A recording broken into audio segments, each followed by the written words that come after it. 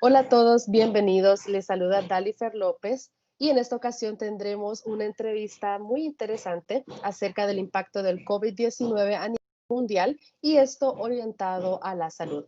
Y qué mejor persona para hablar de eso que nuestro invitado especial, el doctor en medicina Tito Maye. Bienvenido, doctor, ¿cómo está? Hola, bien, gracias, Dalifer. Muchísimas gracias también por la invitación que me has hecho a tu programa, a tu entrevista. Y pues estoy muy contento y también comentarte que de hecho vengo posturno de un turno en el hospital y uno de para compartir este espacio y me va a gustar contestar cualquier pregunta que tú tengas.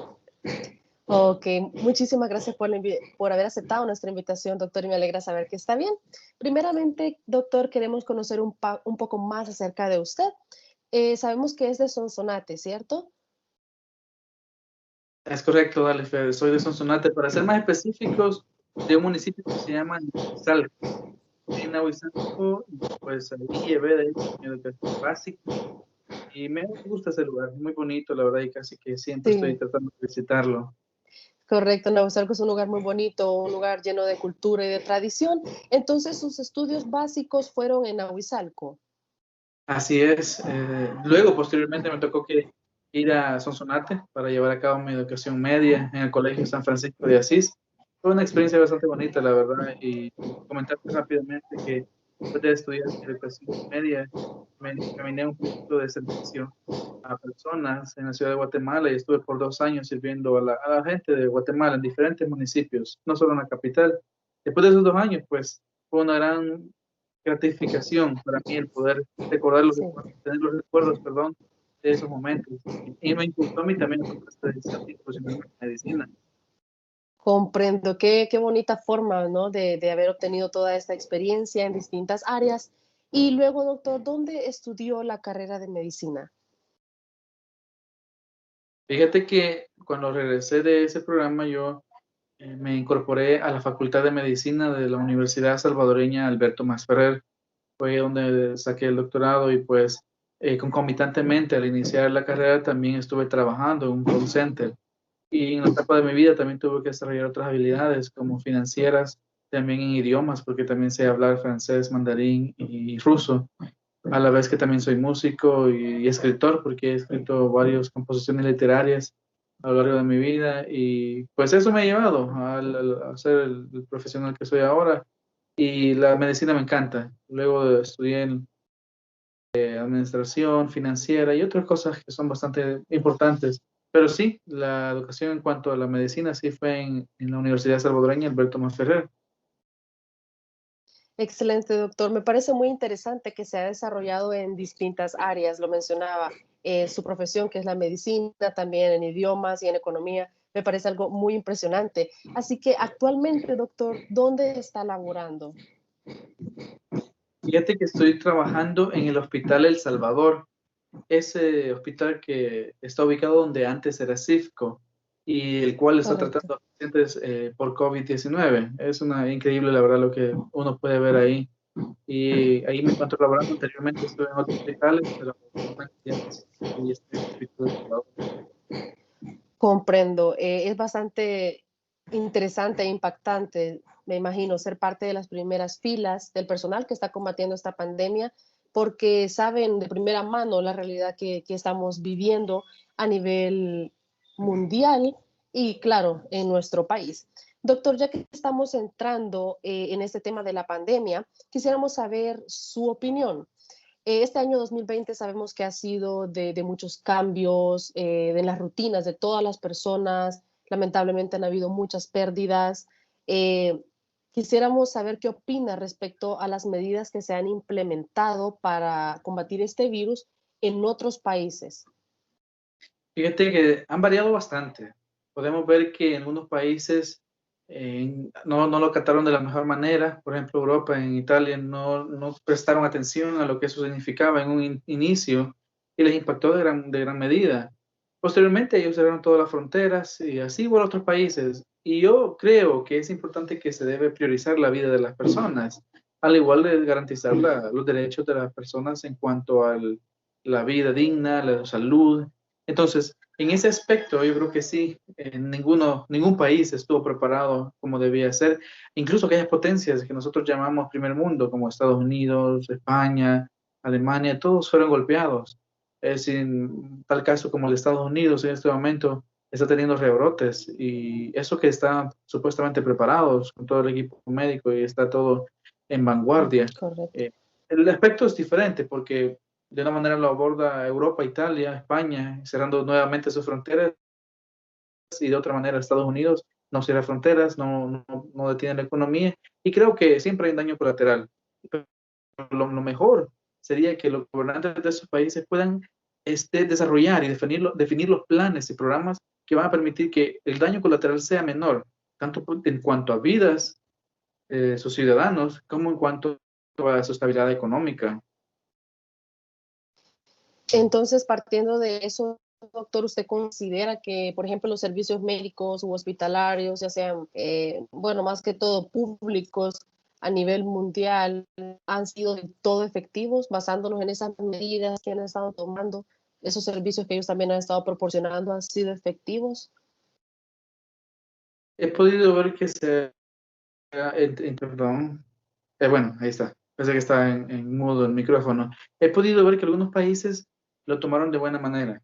Creo que algunos países incluso tienen cantidades menores en relación a su población general total. Sin embargo, ese no es el punto, ¿verdad? Porque una vida es una vida. No podemos decir que porque en un país se salvaron 100 personas solo porque eran menor cantidad de población Correcto. neta, en otro, tal vez las mismas personas, y tal vez la población es mayor, el que tiene mayor población hizo mejor. No, una vida vale eso, lo que un ser humano significa. Entonces, hablando en cuanto a esto, algunos países incluso tuvieron un abordaje temprano, eso fue buenísimo, incluso El Salvador tuvo un abordaje temprano. Lastimosamente, las políticas son lo que no permiten que estos países puedan llegar a desarrollar un protocolo adecuado. Sí se intenta, ¿verdad? Porque, por ejemplo, Estados Unidos intentó en su momento, pero luego estar en una situación de educación de la población en la cual no se impulsaba el uso del tapabocas, en la cual se creía que verdaderamente no podía salir, eso también causó un gran impacto en cuanto a la cantidad de pacientes sin COVID-19. Podemos ver que incluso en Estados Unidos ya piensan que no hay COVID. Quizás incluso se pueda pegar a la realidad nuestra, porque si vemos hoy en día, los centros comerciales siguen llenos y no entendemos por qué. Mientras tanto, nosotros estamos allá en el hospital tratando de que las personas puedan sobrevivir. Y es interesante esa parte, pero en sí yo creo que ningún país lo ha hecho perfectamente. Todos han tenido errores, desde Europa, Estados Unidos, hasta Sudamérica, Asia, todos han tenido efectos colaterales y daños colaterales. Sí creo que la disciplina ha podido ser un factor muy importante, porque si nos fijamos, el epicentro de todo esto fue China, y China está regresando bastante bien a una economía Correcto. estable. Y disciplinados, todos los asiáticos tienen la característica de ser disciplinados. Qué bueno fuera que como americanos y latinoamericanos tuviéramos esa disciplina, Sí, estaríamos saliendo de muchos apuros económicos y también sociales, y no se diga sanitarios. correcto, comprendo, doctor. Y bueno, cada país ha abordado de forma distinta el manejo y el control de esta pandemia, y a veces tendemos a pensar que solo por ser un país de primer mundo, pero pues es evidente que no es. Si hablamos un poco más de la situación de nuestro país específicamente, ¿cuál consideraría que es el mayor impacto que causado los salvadoreños? ¿Acaso ha influido la alimentación que nosotros como salvadoreños tenemos o los hábitos de higiene que tenemos? ¿Cree que eso nos ha impactado? Fíjate que hay diferentes aspectos que podrían la infección de una persona. Obviamente este tipo de virus era bastante contagioso, era con solo estar en contacto con él, con nuestras mucosas, como los ojos, la boca, la nariz. Entonces, la importancia de todo esto, el hecho de que no hayamos tenido una educación sanitaria ni higiénica, nos llevó a poder tener muchísimos casos. Lo sorprendente es que tal vez no tuvimos los miles de millones o incluso de centenares que otros países tuvieron en un inicio. Qué bueno fue eso, qué bueno fue que no haya sido así. Sin embargo, tenemos que entender que hay una cierta diferencia entre nuestro código genético, tanto como latinos, como con los españoles, con los europeos, con los norteamericanos. Siempre hay una alteración, una recepción o un desarrollo de síntomas bastante distinto al nuestro. Entonces, eso también viene a colaborar a que el impacto sea menor. Aparte de eso, también que en nuestro país ya fue casi que de los últimos en recibir pacientes contagiados. Entonces, tuvimos ya un antecedente. ¿Qué tal si aquí hubiera sido el epicentro? Creo que eso hubiera sido doloroso para todos nosotros. Si hubiéramos tenido aquí el epicentro y de repente no tenemos ni siquiera el oxígeno necesario. Entonces, se nos avisó, se nos les... Comprendo, doctor. Y respecto al desarrollo de los síntomas, al inicio, cuando se empezó a escuchar más respecto a este virus, no estaba muy claro cómo afectaban los síntomas a unas personas y a otras. Y bueno, claro está que cada cuerpo es distinto. Sin embargo, ¿quiénes podría usted categorizar con esas personas más de cerca? ¿Cómo categorizaría quiénes son las personas que se ven más afectadas? ¿Por qué a unas les afecta más que a otras? ¿En qué influye? En particular, fíjate que existen 4 cepas de este virus. Estas 4 cepas tienen diferente grado de mortalidad y también grado de virulencia. Nosotros rogamos que si incluso una de esas cepas llegara, que llegara la menos débil, la menos fuerte, perdón, y la débil nos impactara y así tuviéramos menos efectos secundarios, efectos colaterales. Entonces, en efecto, hemos notado que probablemente tuvimos la cepa que era más débil, puesto que no hubieron muchos casos de fallecimientos en un principio. Ahora bien, aquellos pacientes que tienen padecimientos crónicos, llámese hipertensión arterial, diabetes mellitus, incluso hipotiroidismo, se han visto bastante afectados. Y de hecho, podría mencionar de que los pacientes con diabetes mellitus, incluso aquellos controlada, ellos tuvieron bastantes efectos fatales. Ellos desarrollaron muchos síntomas y complicaciones graves y llegaron, y casi que la mayoría de, una gran cantidad, no digo la mayoría, pero una gran cantidad fue por diabetes mellitus, los cuales desarrollaron esa complicación de necesitar ventilación mecánica invasiva. Algunos otros pacientes que aparentemente eran sanos llegaron a desarrollar otros efectos. Pero, en fin, creo que los más afectados fueron aquellos grupos de edades mayores de 40 a 50 años o mayores que ellos, también aquellos grupos de enfermedades crónicas como la diabetes mellitus y la hipertensión. Y también, pues, sí pudimos notar que los niños no fueron infectados de tal manera que se pensó, ni siquiera tampoco aquellos pacientes que venían con padecimientos crónicos respiratorios. Ellos, de hecho, no tuvieron tantas complicaciones como los diabéticos.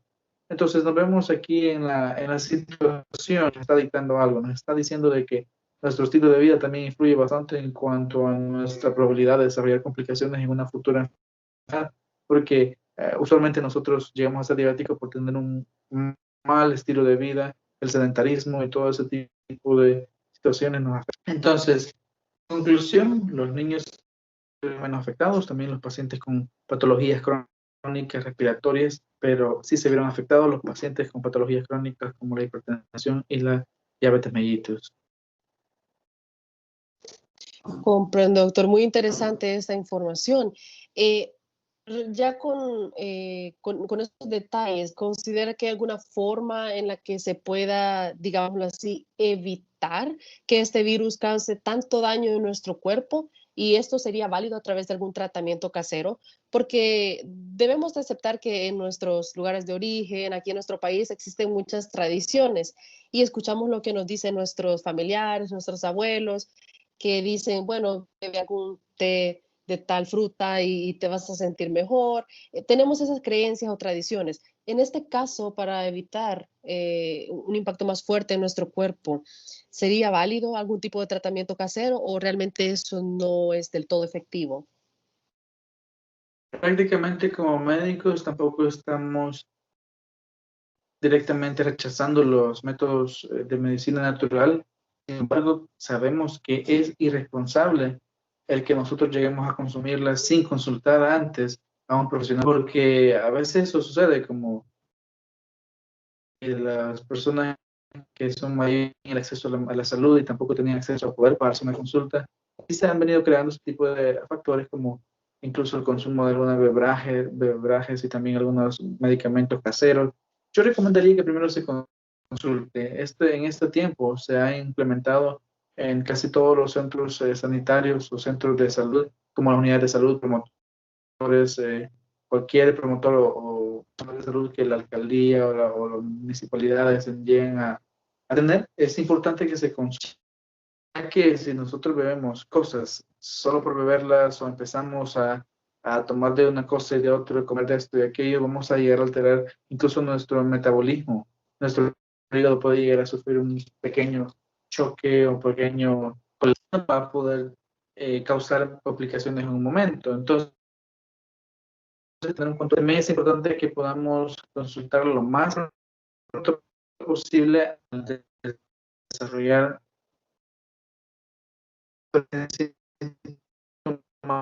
de consultar lo más pronto posible. Yo recomendaría, como te digo, que puedan acudir al médico y no se automediquen. Ok, perfecto. Muchas gracias por esa recomendación. Y también muy importante tomar esos aspectos en cuenta, no automedicarse, como usted lo mencionaba.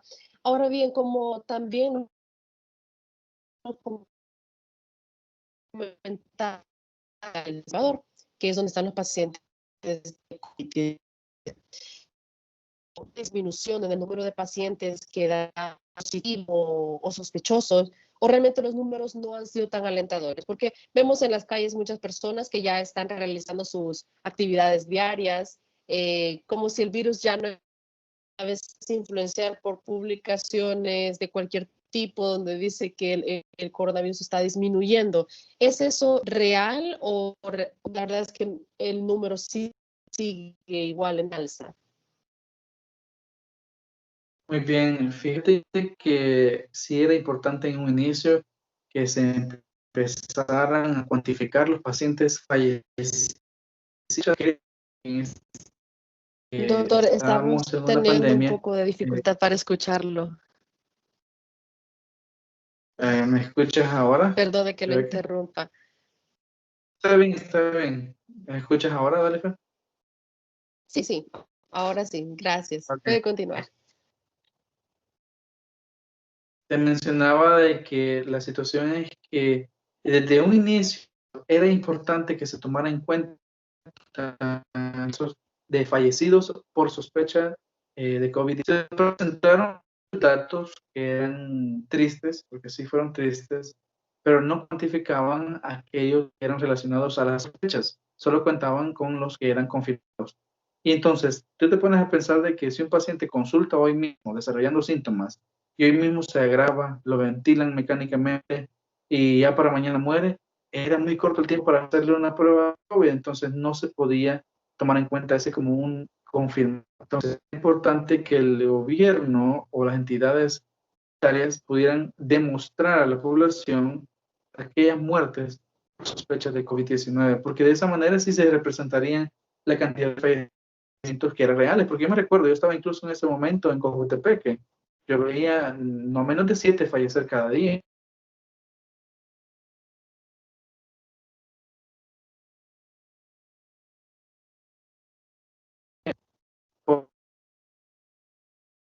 Y bueno, De problema para escucharlo. lo siento, lo Nos siento. mencionaba que estuvo Realiza. en el Eh, hospital de Cojutepeque. es correcto, estaba en el hospital de Cojutepeque y nosotros veíamos fallecer personas de por lo menos 7 personas diarias y eso era muy triste. Y imagínate, solo un hospital y ahora contando los demás hospitales que tuvieran unos 3 por lo menos, era demasiado triste. Posteriormente se empezó a ver una disminución de casos, se empezó a ver una disminución de fallecimientos, incluso luego yo me incorporé al hospital y pude ver cómo la UCI se llenó, la UCI del Hospital El Salvador se abrió otras áreas de siempre de cuidados intermedios y hospitalización y aún así se estaban llenando. Posteriormente también se dio esa disminución en ese hospital, se empezó a disminuir la cantidad de personas consultando, ingresadas y personas fallecidas. Luego, pues, ¿me escuchas? Yo también tengo un problema. Si no se se preocupe, doctor, sí lo pude escuchar. Sí, fue bastante lamentable lo que nos comenta, ¿verdad? Que en el hospital de Cojutepeque, pues, habían bastantes fallecimientos. Y eso que, a veces, como nosotros vemos en las noticias, se enfocan más en los hospitales o lugares médicos que son más del área metropolitana. Y la gente asume que en otros, quizás, departamentos, en otras ciudades, no está sucediendo lo mismo, cuando a veces está sucediendo, de una forma peor, quizás. Ahora bien, de esto me surge una pregunta y creo que muchas personas han tenido esta duda porque casi no se habla de ello. ¿Qué consecuencias tienen los pacientes que sufren esta enfermedad y luego se recuperan? Contraen el virus, bueno, tienen el tratamiento correspondiente y luego se recuperan. ¿Tienen algún tipo de consecuencia en su cuerpo, alguna afección luego de recuperarse? Fíjate que el tratamiento de los pacientes siempre es específico. Uno no puede asumir que lo que le funcionó a uno le va a funcionar a otro. Siempre se tiene que estudiar a cada paciente. Obviamente la manera en que se infecta, la manera en que se desarrollan los síntomas es distinta, pero llevan una línea directa que nos hace pensar que pues está infectado por COVID-19 y en base a eso se trabaja.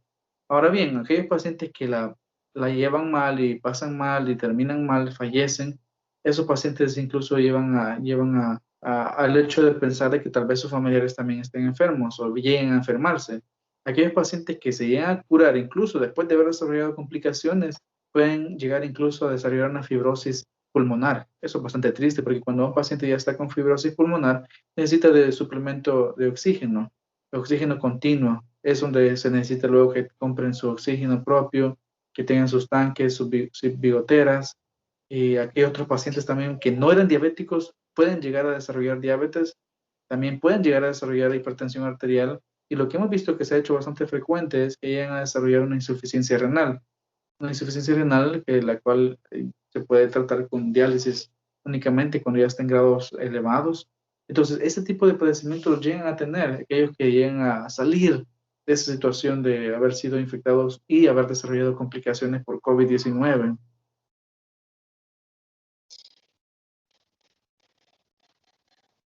Escuchar eso y me imagino que eso tiene que ver, por ejemplo, no lo sé, los hábitos alimenticios que mencionaba al inicio, que quizás le puede afectar un poco menos, por decirlo así, a alguien que ya estaba saludable, a alguien que, por ejemplo, ya tiene obesidad y pues procede a otras complicaciones, me imagino yo. Ahora, respecto a lo de la enfermedad, ya pasamos como la parte complicada, donde casi no había información respecto al virus, había más contagios. No quiere decir que en este momento no haya, porque siempre hay, pero ya vemos una pequeña esperanza y es la vacuna, que es lo que hemos estado escuchando en las noticias, en los medios de comunicación. ¿La aplicación de esta vacuna contra este virus, consideraría usted que es del todo efectiva? ¿Y qué tipo de efectos secundarios podríamos esperar al momento de aplicarnos esta vacuna? Porque me imagino que debe de tener algún efecto secundario. ¿Usted nos podría explicar un poquito más de eso, doctor? Hay diferentes farmacéuticas que están trabajando en cuanto a este desarrollo de la vacuna. Vemos que la que más está haciendo revuelo es la Sputnik 5 de Rusia. Ellos incluso ya empezaron a vacunar a todo el personal de salud, a maestros, a diferentes personas que se encuentran en contacto con personas y conglomeraciones. Entonces, así al igual en Estados Unidos hay otras farmacéuticas que están desarrollando su vacuna. Hay un proceso bastante minucioso en el cual se debe pasar todo farmacéutica para poder llegar a garantizar de que la vacuna puede salir al mercado. Entonces, algunas de ellas incluso han acelerado ese proceso, lo han llevado al tope de que procesos que llevan 3 meses lo han hecho en una semana, 2 semanas. Entonces, todo ese tipo de aceleración y todo apresurado puede que nos dé un poquito de miedo el poder aceptar una vacuna. Sin embargo, la vacuna realmente nos ayuda a poder inmunizarnos. Hay diferentes maneras de inmunizarnos. Para mencionarte dos, la primera sería pues contagiándose por el virus, ¿verdad? Cuando uno se contagia llega a desarrollar los anticuerpos y estos anticuerpos son los que posteriormente, si uno sobrevive, llegan a quedarle como una célula de memoria para futuras reinfecciones de la misma cepa. Entonces, la otra forma de inmunización es a través de la vacuna, ¿verdad? Que pueden ser virus atenuados, incluso bacterias atenuadas o suspendidas, las cuales no van a generar infección en algunas ocasiones, algunas vacunas llegan a desarrollar fiebre al paciente o a la persona que se inyecta porque empieza a su cuerpo a reaccionar pensando que ahí está ese virus afectándole. Entonces, la fiebre es un mecanismo de defensa prácticamente del cuerpo. Y es importante que se pueda comprender de que nunca se le va a vender a una persona o nunca se le va a dar a una persona una vacuna que no haya sido probada a través de ese proceso de garantización y después que debe ser comercializada esa vacuna. Ahora bien, en el país, fíjate que se está diciendo acerca de que se van a traer algunas vacunas, algunos entes políticos están diciendo que no es seguro. Es importante que se puedan leer los aspectos de en qué proceso llevó esta vacuna para poder disponerse en el mercado y por qué se está disponiendo a darnos a nosotros, que otros países están aceptándola, en qué, bajo qué circunstancias. Sí es importante saber. Nadie dice que no debemos saber, es importante. Ahora bien, después de esa información tenemos que ser un poco responsables en cuanto a las declaraciones que emitimos porque no podemos decir que es mala la vacuna. La vacuna sí es buena. Es el propósito por el cual se ha creado. Obviamente tenemos que tener cierta perspectiva de que nos debemos inmunizar Claro. y si no nos vacunamos, algún día nos vamos a inmunizar a través de infectarnos por el virus. Correcto, que eso ya es lo que se trata de evitar, ¿no? Contagiarse con este virus. Y aún estando ya vacunados, bueno, para aquellas personas que acepten eh, que se les aplique la vacuna, ¿será necesario, usted considera que sería necesario seguir tomando las medidas como las que hemos tenido durante todo este año, uso de mascarilla, distanciamiento social? ¿Ya será necesario o ya podría la gente como volver a su rutina diaria como estábamos antes? Fíjate que todas estas medidas nos están dando una lección. Nos están diciendo que nosotros no éramos higiénicamente saludables. Nos están diciendo que Correcto. debemos de mejorar muchísimas cosas. El uso de mascarilla se pudo haber implementado desde hace mucho tiempo para aquellas personas que tenían un catarro común, que tienen una gripe, que salen afuera en público y que están con una enfermedad infecciosa respiratoria. Entonces, eso es importante, que se pueda comprender que el uso de mascarilla pudo haber sido una cultura que se pudo haber venido trayendo. Ahora bien, el lavado Ujú, de correcto. manos no lo hacíamos. Eso sí es interesante preguntárnoslo, porque no lo hacíamos. Es importante que nos lavemos las manos constantemente, no solo por COVID-19, hay otro tipo de infecciones Claro. parasitosas que se pueden dar a tocar alguna superficie que esté infectada con estos larvas o cualquier otro tipo de virus. Entonces creo que nos va a quedar la lección y tenemos que aprenderla, a lavarnos las manos constantemente y también a cuidar a las demás personas de que no las enfermemos si tenemos alguna gripe, algún catarro o alguna otra enfermedad infecciosa respiratoria. Claro que sí, doctor. Sí, la verdad es que estas medidas de higiene ya tendrían que haberse implementado nosotros desde pequeños, pero lamentablemente nuestra cultura pues no hemos sido de esa forma y quizás por eso nos hemos enfermado de otras cosas, porque no tomamos medidas de higiene. Ya que estamos hablando de medidas, doctor, por último, ¿qué recomendaciones le haría a la población, a las personas que ven esta entrevista, para poder evitar el contagio? ¿Qué recomendación nos dejaría? Muchísimas gracias, Alifer, por ese último espacio. Y mis recomendaciones principales serían de que puedan evitar salir a la calle. Si no es necesario ni urgente, pueden quedarse en casa. Si tienen que salir por trabajo, por educación, por alguna actividad que merite de su presencia, pueden asistir. Ahora incluso la educación se está haciendo en línea, las actividades de la mayoría creo que de entidades y organizaciones las tratan de hacer en línea. Entonces, acoplarse a eso. Lo otro, yo sé que a veces nos da muchas ganas de ir a un centro comercial, nos da una gana de poder ir a consumir, etcétera. Evitemos esas partes porque, por ejemplo, si no es el virus, algo nos puede pasar. Qué triste lo que sucedió últimamente con la explosión de gas. Y fue bastante Sí, fuerte. y había mucha gente. Sí, muchísima gente. La verdad es que muy triste. ¿Y quién podría decir eso, verdad? Y vimos los videos en redes sociales, tanta gente en un centro comercial. ¿Qué están haciendo ahí, amigos? Tienen que ir a casa y poder evitar contagiarse o contagiar a otras personas.